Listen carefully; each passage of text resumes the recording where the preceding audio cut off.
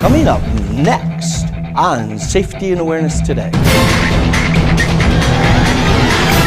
we'll have information on backward rolls for children. She used the arcing of her back, self-defense techniques for teenagers, as well as the safety on a cruise trip. This little card becomes essential.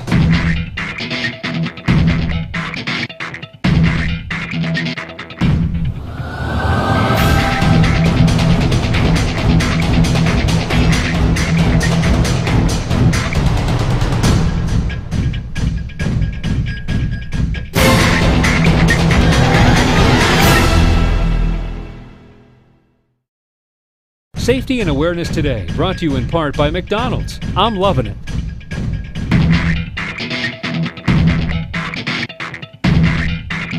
Today, we're going to cover a backward roll. And I have with me Miranda, and I have Jess with me, Jessica, and we're going to do a backward shoulder roll.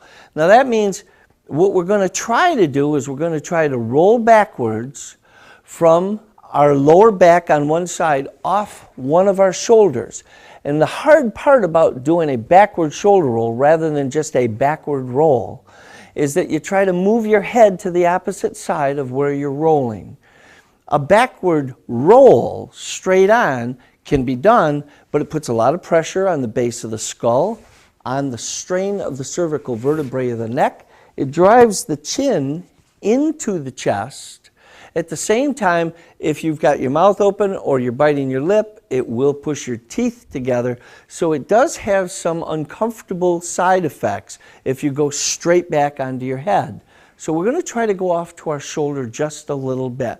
And it's definitely harder than a forward roll. So if you two will move right over there, we're going to have Jessica go first. So you move right over there and back up a little bit more. And you're going to be first. So turn around and face that way and bend your knees. She's going to get low to the floor so that she has the momentum without falling. And then when I tell her to, she's going to roll backwards. And then after she comes out of the roll, she's going to back up to the other side of the mat. Go ahead, Jess, give it a try. Good, nicely done. Now, she had a really nice flow. She had good structure. Her head was a little in line with her back, but not too bad. And if you'll notice, she didn't try to use her hands. She used the arcing of her back, all right, literally creating this roll, this wheel structure to get the momentum. All right, Miranda, if you want to give it a try. And back right there and down. Yep. And here she goes. Go. Whoa, very nice, very nice. Now if you saw with Miranda, she had her head to the side a little bit more than Jess, and by doing so, she had a little bit more smoothness to the roll. But it is tough to get your head out of the way. Jess, come on up, Jessica. Let's turn around this way. Good, back up, perfect. Let's try one more, see what you got. Go right ahead. All right, good. Nice flow, nice flow. Miranda, one more. Right here. And down. And whee! Just like that. Excellent. Both of you, very nice job. Come on back out here with me. And we'll face the camera. That's it. That is a backward roll. It takes some practice. If you're going to do it at home or have your child do it at home, because a lot of the schools don't get into it anymore, and other physical fitness areas don't do it because they don't have the mats. You want some nice mats, all right? It makes it more comfortable to do more of them. If you're doing it at home in the living room, you can actually put down some pads, some cushions, even 4 or 5 blankets, just to create some padding for the spine, for the shoulder, for the back of the neck. That is a backward roll. We're going to move on to another segment right now. Right now, we're going to talk about some safety tips that parents can do for their young ladies and gentlemen, their boys and girls of the ages maybe 4, 5, 6, maybe even 7. And we were talking about a couple of these things. Miranda, what's one of the things parents, grandparents should be aware of? They could put the name at the clothes. All right. They probably shouldn't put the name of their son and daughter on their clothes for strangers to see. And that's a good point too, because When a stranger comes up to somebody and they can see your name, like if Jessica's name was there, I go, "Hi, Jessica," and she forgets that her name is there.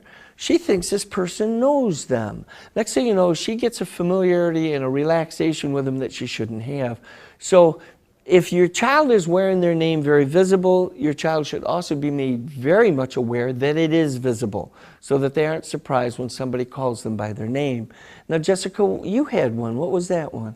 The parents should have a secret word in case they have to send somebody to pick up their kid. In case of an emergency, somebody that wasn't normally going to pick them up, so the parents should set up a secret word for their son or daughter to know that if somebody comes and gets you that it wasn't originally planned to pick you up, you know that it's okay. Now, I've talked to a few people, Tom and Steve. Tom and I had a little discussion on this, and a few other people have brought it up. What can we do to safeguard our children in our public schools? As a retired superintendent of schools, elementary school principal, high school principal, and teacher in the past, there are many things we can do. And the concern is, well, we can't spend a lot of money. Well, the argument becomes our children are worth any amount of money, but my point is there are things that school districts can do that are not expensive. And the one I'm going to mention today is going to be the one-door entranceway process, and that is where as soon as the school bell rings, all the other doors are checked, whether it's by a custodian, a teacher, an administrator. They go through the whole building and all the other doors are checked and locked. You can get out, but you can't get in. Only one door is left open for visitors to come in, and that place is where a person sits to write down their name when they come in and when they leave. All schools can do this. It makes common sense of making sure that the building is secure, our children are safe, and that there's one entrance so that we know who's in our buildings and when, how long, and when they left.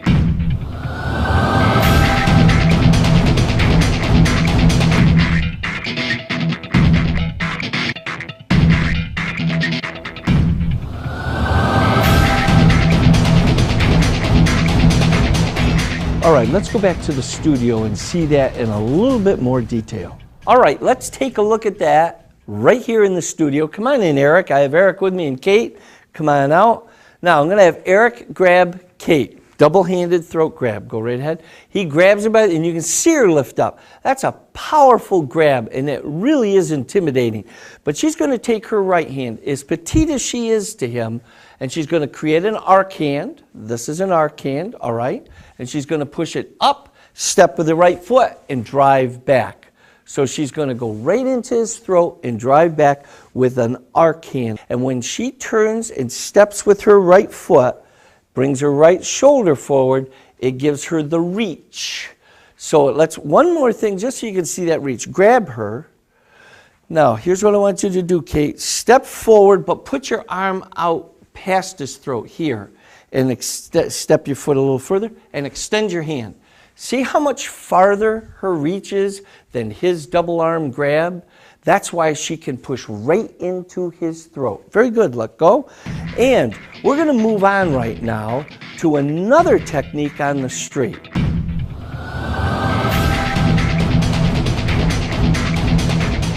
The technique you just saw on the street is a single lapel grab, and it's a freeing up technique from that assault. We're going to do it here. Understand that it is a challenging technique. There's some complexity to this one. If you'll turn and face each other, I again have Eric here and Kate. We just did the one technique, and right now he's going to grab her lapels. Right hand grab. She's going to take her hand, right hand over, go all the way over to the back of his hand and turn it upside down. Nicely done. She's simply inverted his hand from top to bottom. She's just turned it upside down. Now she's going to take her left hand, and she's perfect. She's doing this very well. She's putting her thumb up here a ways so that she's going to slide it up to her other hand so that that thumb, her left hand's thumb, is down with the right hand's thumb. They're both on the bottom now. Hands are overlapped. And now, what are you going to want to do next? Step back. She's going to want to drop back as she leans down. All right? And you tap out if you feel it. I could tell you were feeling it and didn't know what to do. That was good. Let's grab her again. Left hand grabs. I just want you to do the flip first. Now, when she turns his hand over, it's tied up in her clothes, her coat, her jacket, her sweater. Now, the right hand goes up, and if you'll notice, see where her thumb is? It's way up here. Now it slides up, all the way up. She overlaps her fingers. She drops back and pressures, push. Good. All right. If this is done, if you'll step back and just face this way, if this is done correctly, what happens from this grab is this is the hand as it grabs. When it's rolled over, it's directly upside down. So that we're going to put the pressure right here on this part of the wrist. And moving your foot back changes the center of gravity of your hips. It gives you more leverage. Very nice. All right, we're going to move on to another spot right now. Right now, I'm going to cover some safety in whitewater rafting. All right, I had the opportunity just recently to do some whitewater rafting in Jamaica on the White River. And what I want to share with you is that there are some safety things to be aware of. First of all, I looked it up. It wasn't a tourist whitewater rafting. The fact is that I looked it up on the internet. I called, I talked to Jacqueline, and she set it up, and everything was very nice people. But the fact is the taxi cab driver, Romeo, he ended up getting us to the wrong place after about an hour and a half. And when we got there, I looked around and I said, boy, I don't think this is the right place. When I showed the person the papers I was carrying that I took off the internet, he goes, I can't read that, but I know by the pictures this is not us. And that way we had a chance to find the right place. Another 45-minute drive into the backwoods, and next thing you know, side of the road, there's a car. That's the place. There's no building, there's nothing else. That's the place. With a machete and a weed whacker, they've cut a path through the jungle. You go up to what they call the blue hole areas. You get to do some swimming. They do some, some challenge dives. They show you how they're willing to take chances. They ask you if you want to. There was one over this long 45-degree angle rock ridge with the water just pushing you, and I gave it a try and jumped it, and I was fortunate enough to clear it. Obviously, otherwise I'd be in a Jamaican hospital right now. But I cleared it into the blue hole. Then from there we went down a little ways, went rafting. The man gives us some instructions on the importance of the paddle, how to stroke, what he wants you to do, and when he wants you to do it so that you can stay stable in the raft.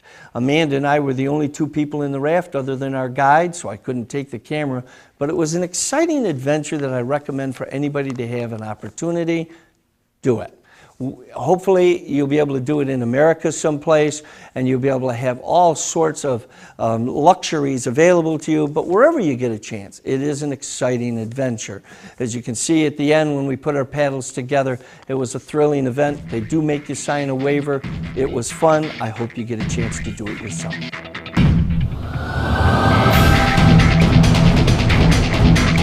Safety and Awareness Today, brought to you in part by Dr. Uniforms, more than just medical.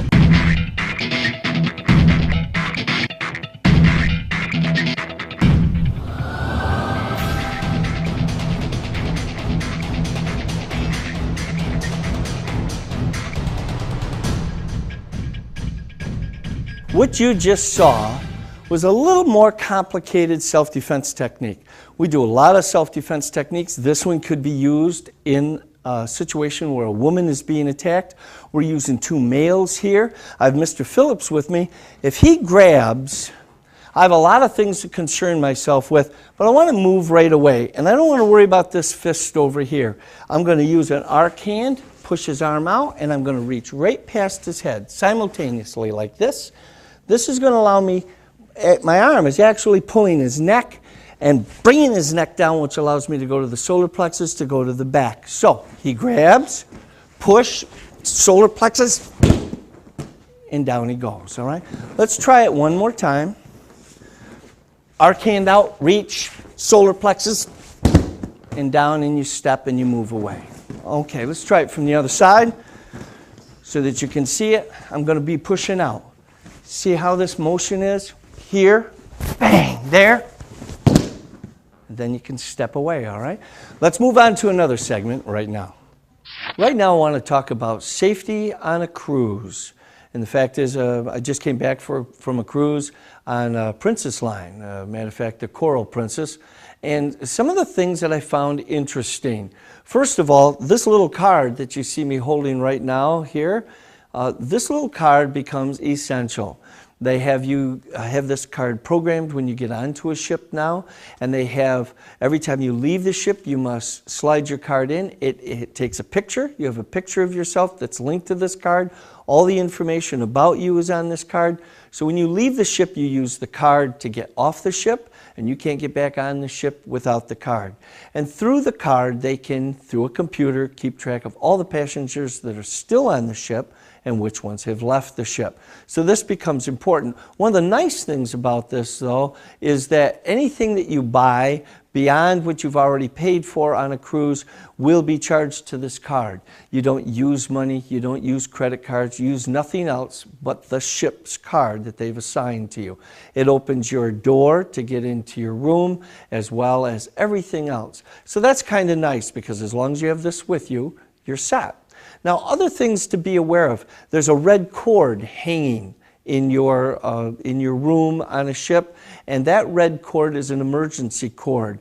And we checked that out, and we talked to some people on the ship. When you pull that cord, you immediately get a phone call from the staff regarding passengers' safety, and you get an immediate call from the captain's main quarters regarding his staff regarding passenger safety. So if there's an accident in the bathroom, and it's in the bathroom over the bathtub, you pull that cord, you have assistance immediately. They're there at your cabin. Now, along with that, we're talking about injuries if you're sick, if you're nauseous, if you have something come up, and you want to see the doctor. They do have a doctor on cruise ships, but a lot of people never count on this, never think about it. What you do need to know is if you have to go see the doctor, your visit, in our case, is $60, and you must pay that then. And they have x-ray machines, and they can take care of all your other needs, but you pay for it with your ship card. You must turn it in to your insurance company when you get back from their billing. They will not use your insurance cards. They use their ship card to charge all of your doctor's expenses on that, and they will be paid for by you, and you will have to submit it to your insurance company separately. And a lot of people never check into that when they're taking a cruise. They just figure there's a doctor on board in case they get seasick or any other thing happens. Now, along that same line is, and again, I mentioned this card, when you look at the machine, your picture comes up as well as all of your information. As far as getting information to get off a ship, to abandon ship, they send you what's called muster stations. And that's where they divide the whole ship up, and you go to areas to find out information about what's going on. All right. The man overboard and all the other situations that you think about, they have videotapes playing on the television the whole time that you're taking the trip. There are fire alarms up and down all of these ships in case there is an emergency. And the other thing that's worth you knowing, and I know most of us love this part, your cell phones aren't going to work when you're out at sea. So that's not going to happen. But the internet is there. A little expensive, but internet communication is there.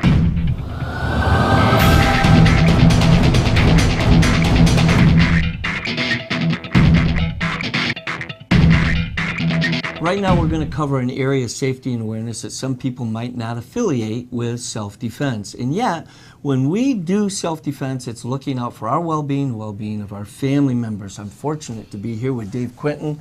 It's nice to have you with us on the show. Thank you, Cliff. And I'm at Quinton's Insurance and Finances, and we're talking about life insurance. Permanent life insurance for a child is a good thing. What's one of the main benefits? Well, it's going to guarantee their future insurability. Insurability, and we don't stop to think about that. They're going to be young, healthy, and they, in your 20s, all of a sudden you got some injuries, you got some things that have happened, but you do it soon enough, they're healthy. What else does it do? Well, it's going to build cash value for them, which they can access later on in life. All right. Now, from that concept of a permanent life insurance, there's standalone policies? Well, standalone versus a child rider. A standalone is a permanent life insurance policy. It's going to build better value for them for the dollar. So it's going to have better value. Yes. It's worth checking in to life insurance for the simple fact that they're insurable. But there's a few options available, and there's some very sharp new programs available for life insurance policy, especially for kids for long-term use. Exactly. Excellent. It's been a pleasure having you with us on the show. Thank you. And I'd like to say that I learned some things. I hope you did, and I'll be looking for you on our next show.